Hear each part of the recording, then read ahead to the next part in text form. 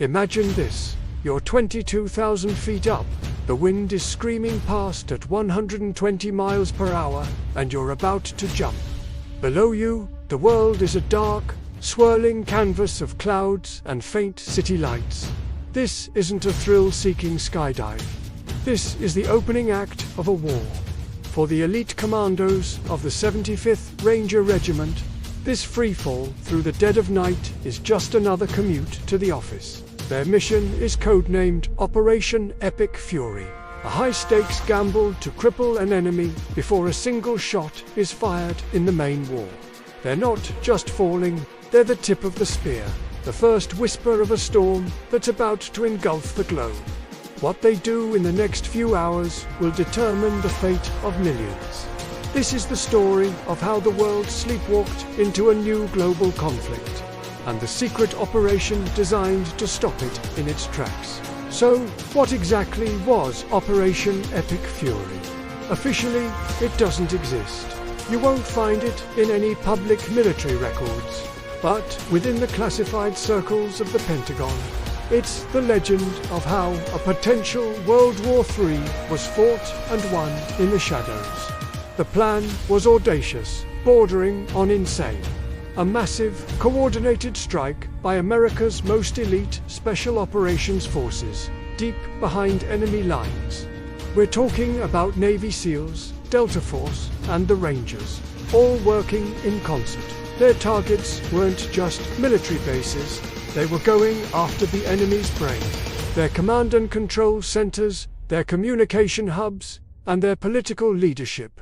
The goal was simple but brutal: decapitate the enemy's ability to wage war before they even knew the war had truly begun. This wasn't about winning a battle. It was about preventing a cataclysm by landing a single, devastating knockout blow. How did we get to this point? The road to this conflict wasn't paved overnight. It was a slow burn. Starting back in 2023, a series of escalating economic disputes, cyber attacks, and proxy wars began to unravel the fragile international order. First, it was trade tariffs and sanctions. Then came the sophisticated hacks targeting critical infrastructure power grids, financial markets, and communication satellites. Tensions simmered. By 2024, small-scale skirmishes between rival allies started breaking out in contested regions, each side accusing the other of aggression. Diplomats talked, but the military buildup told a different story. Alliances that had held for decades began to fracture, replaced by new, aggressive pacts. The world was dividing into two armed camps, and the rhetoric grew hotter with each passing month. By late 2025, a major incident in a contested maritime zone became the spark. An accidental collision, a misfired warning shot. The details are still debated, but it was the excuse both sides were looking for. Full-scale mobilization was ordered, and the world held its breath as the clock ticked towards midnight. The stage for a global confrontation was set. As diplomacy failed, the Pentagon activated its full might. The military buildup was unlike anything seen since the Cold War. Two entire carrier strike groups, each a floating city of naval power, were redeployed to forward positions, their flight decks bristling with FA-18 Super Hornets. Overhead, the guardians of the sky, the F-22 Raptors, established air superiority, their stealth capabilities making them invisible ghosts to enemy radar. But the real show of force came from the Sky-S Apex Predators, the B-2 Spirit stealth bombers. Flying directly from their bases in the United States, these incredible machines could strike any target on the planet and return without ever being detected. This overwhelming display of conventional power was the Iron Fist. It was designed to intimidate, to deter, and if necessary, to obliterate the enemy's military forces. But inside this Iron Fist was a hidden dagger, and that was where the real plan began. While the world watched the carriers and bombers, a secret war was already underway.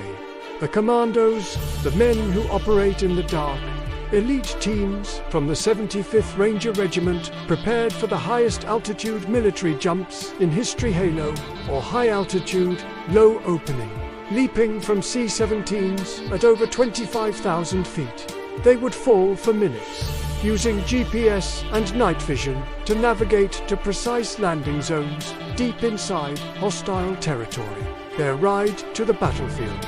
The legendary 160th Special Operations Aviation Regiment, the Night Stalkers, flying specially modified Black Hawk and Chinook helicopters. These pilots are the best in the world, capable of flying above Earth, treetop level, in pitch-black conditions, completely evading radar. Their job was to insert and extract the ground teams with surgical precision. These weren't soldiers. They were phantoms, tasked with sowing chaos and confusion before the main invasion force ever crossed the line. So, did Operation Epic Fury work? The results were staggering. In the first 3 hours, before the enemy leadership even understood they were under attack, the Commandos struck over 50 high-value targets simultaneously. SEAL teams, emerging from the sea, neutralized coastal radar stations and anti-ship missile batteries, clearing a path for the Navy. Meanwhile, Delta Force operators, inserted by the Night Stalkers, hit Central Command bunkers, severing communications between the capital and the front lines. The Rangers, after their dramatic Halo jump, secured key airfields and disabled the enemy's strategic air defenses. The effect was total paralysis. The enemy's ability to command its forces, see the battlefield, or communicate collapsed. When the sun rose, their military was a blind and headless giant. The conventional B-2 and F-22 strikes that followed were less a battle and more a cleanup operation against a foe that was already defeated. Looking at the bigger picture, Operation Epic Fury wasn't just a military victory. It was a paradigm shift in modern warfare.